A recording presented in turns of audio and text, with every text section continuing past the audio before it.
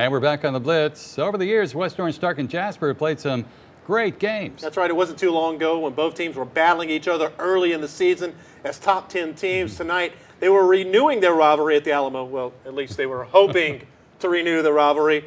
Also, another big loser tonight, West Orange Stark. They made the trip to Jasper. Unfortunately, the game was canceled, but 12 Sports managed to track down the head coaches for their thoughts on what they need to improve on with district play right around the corner. That's what tonight was about. Now, we still hadn't found, as far as our defensive unit, I don't think we've found our top 11 yet, and that's what tonight was for. So we're still searching. We're still looking for. We had 3 new faces that's going to start tonight, and they'll get an opportunity to play next week. So we're still searching for our top 11 as far as our defensive football team. The thing that's kind of cost us in some games has been turnovers. And that's just fundamentals of football, as being, very conscientious of ball security at every position, skill position that touches the ball. And that's one thing we've got to get better at is ball security, because, if you go into a game and you don't turn it over, there's a good chance you're going to win the ball game. And that's one area I know we've got to get better at. There was football at Liberty tonight. Hampshire Fanatic coming off that heartbreaking loss to East Chambers. At least for a little while. Went up against the Panthers. Opening drive of the game, it's Andrew Frugier. As he rolls out, slips, and Jay Arrington picks up the gain there for Liberty. Moments later, Panthers rolling left this time. The pitch back, this time to Eric Foster. Foster turns the corner around that Longhorn defense, sloshing through the rain puddles there. Around the 40-yard line. They would move it in close for a field goal, and the field goal was up and good by Liberty for a 3-0 lead with 4 minutes left to go in the first quarter in that opening drive. But then thunderstorms hit, and we're talking about big-time rain with lightning, and kids heading for cover there. No, they're out there enjoying the rain. Anyway, as we go to the scoreboard, this game was also canceled, so that 3-0 Liberty lead did not count, and they will not make up this football game. Here in Beaumont, the Kelly Bulldogs are looking to get in the win column for the first time, taking on the Orangeville Bobcats, and Kelly was leading this one 14-13 on a sloppy night out there at Bulldog Stadium. Looking like UCLA going against Clemson out there. Alante Wingate keeps it for a nice pickup. Fourth quarter, 14-13, Kelly still leading until Carmichael Wiley taking it all the way. The 2-point conversion was no good. Orangeville takes the 19-14 lead, though. Now, ensuing kickoff going to Cameron Frank. Ball's loose on the ground, going to pick it up. Just a tough night to play out there. Slipping and sliding. He's breaking a few tackles. Nice return before finally being drugged down to the turf. More from them dogs. Alante Wingate again. This time, keeping it rolling. Looking for anybody open. Somebody's got to be open. Nope, I'll just keep it myself. Splits the defenders, picking up about 15 yards there. But as we go to the final, it's the Bobcats that hold on for the win, 19-14 over the Dogs. How about Evadale? The Rebels hosting Cominio tonight, one-time district rivals, now in a non-district game. Evadale 0-3. Cominio comes in with a 3-0 record. Rain pouring down. Watch the opening kickoff. A little pooch kick. Evadale hoping that Cominio would fumble, but no. Tyler Walker pounces on the ball at the 50-yard line, so the Bulldogs get great field position. They get a first down now. Looks like they're going to punt on 4th down, but it's a rollout by their quarterback, Matt Bailey.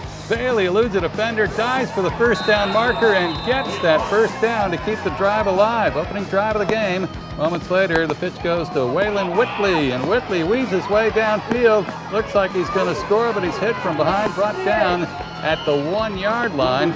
And that would set up this. Quick snap there, the handoff to Cody Walsh, and he walks it in for the touchdown. Walsh would later score on a 2-point conversion to make it 8-0 Cominio. Evadale trying to bounce back, but they were stuffed in their opening drive. The handoff to Jacob Connor. Connor really punched in the gut there. Looked like he got the wind knocked out of him momentarily. So Evadale turned it over, had to punt. Now here's the punt by Jordan Hare. And watch this, gets it off pretty good in a rainstorm. Comes down to Chris Clark. And it's Clark into the outside. Wow. Played out one defender as Cominio sets up a wall there for Clark. The only man to beat is Hare, but he makes the tackle down at the 3-yard line. Nonetheless, Walsh would score to make it 14-0. No 2-point conversion. So Evadale regroups, trailing 14-0. They turn it over. And now the pitch back goes to Walsh. He fumbles the football, and it's Tynan Mahar with the recovery for the Rebels from Evadale. Pretty good field position around the 30-yard line. First play from scrimmage. Handoff goes to Connor. Jacob Connor weaves his way for first down inside the 15-yard line. So Rebels mixing it up on offense. And moments later, Jordan Hare at quarterback takes the handoff. He's passing, and he's completing it to Matthew Terry in the end zone for an Evadale touchdown to make it 14-6. So they're trying to match the two-point conversion by Cominale. A little play action rollout. The pass is caught on a diving catch by Adrian Valencia to make it 14-8. Cominale led this game 22-8 at halftime. As we go to the final, they pull away. That was the only score of the night for Evadale as Cominale wins it to go 4-0, 42-8 over the Rebels. How about some other scores from tonight? Silsbee, they did not make the trip to Livingston to take on the Lions as they were canceled. Luckily, they didn't have to make that trip. They canceled that one before hitting the road. Also, Buna getting a big win on the road, taking care of those Hemp Hill Hornets, 28-6. And when we say a game is canceled, that means it will not be made up. There was one postponement tonight, but Sabine Pass Warren is canceled along with West Hardin, and Hardin will not be made up. Also, Lovelady and Holt Azetta, that one is postponed. That will be made up next month. October the 14th, the cancellation, Joaquin and Burkeville as well. Baytown Christian taking on High Island 48-14. They started this on their field, which is located right behind their school. I've been there before. Imagine a big field with just a white chalk line, and they bring out chairs. And old-timey football. Old-timey football. It's a great place. Well, guess what? When it gets real muddy, not a good place to play. So they moved six-man football to Stallworth Stadium, which holds 18,000 people. And it's got turf. Turf, big night for the kids. Unfortunately, the Cardinals come up short, 48-14. Meanwhile, Legacy Christian taking on Temple Holy Trinity. That one is set for Bryan tomorrow morning, of course, depending on the weather. Also tonight, Chester and Crosby. Victory Praise will play tomorrow along with Mount Carmel Community Christian against the Lions. And Ashley might have highlights of that one. We're going to be trying to get it. If they don't rain it out. If they don't rain it out. And a lot of ifs coming up, of course. And, of course, those Lamar Cardinals coming up tomorrow as well. Big game coming up tomorrow night at home. Coming up on halftime of the Blitz, we've got second chance highlights right around the corner. But first, a special honor for one of the Ozan Panthers today. That's right. Tony Brown has been one of the most highly recruited defensive backs in the country. He won't make a decision on his future college until after this high school football season. We do know that Brown will be playing in the Under Armour All-American game on January 2nd at Tropicana Field in Florida. And today at a special ceremony at Ozan High School, Brown was presented with his jersey for that Under Armour game. He's one of 90 players from around the country. Think of how many players there are. Only 90 are selected for this honor. Brown is currently out with a sprained ankle. He says he will be back for the district opener against Central next week. For now, it was all about making his family proud. It means a lot to me to be representing my family, my city, and my school in the Under Armour game. And I just want to go up there and have fun and represent my family and everybody the correct way.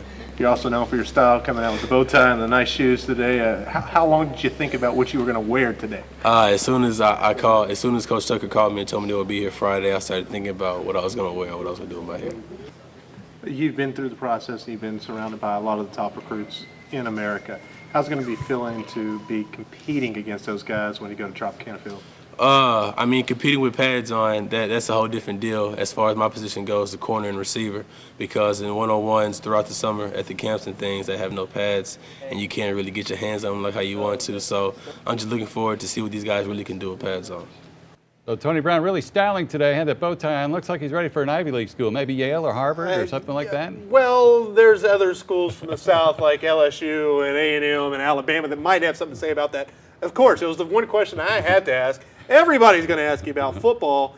Tony Brown is known for his style, okay? You should have seen the shoes. I couldn't get a really good shot of the hair. Mom took care of the hair since Beloved's already at LSU. Exactly. He gets up, puts the hat on. Tony's hair was a little large today, in case you didn't notice. Mama wasn't going to let him look bad on camera. She said, no, boy, come over here. I'm going to get that tied up for you. Tony Brown always looking good, looking sharp on the bow tie. Took him from last Friday till today to figure out what he was going to wear. Wow. Tough decision. There you go. Hopefully he'll be able to play next week in that big game against Central to open up district play. And he told me when I was at the A&M game that the toughest decision of his life will be where he's going to choose to go to college. I think the toughest decision of his life was just this last week of what he was going to wear. Now, we've hit another timeout here on the Blitz after the break. As we said, second chance highlights coming up. As we head to break, let's take a look at our Freaky Fan of the Week. JK Chevrolet presents the Freaky Fan of the Week. And our fans from the week come from the game of the week. Check out the Mohawk. They're not worried about the rain out there The Frohawk. at East Chambers. The East Chambers Buccaneers Bleacher Creatures are our Freaky Fans of the Week.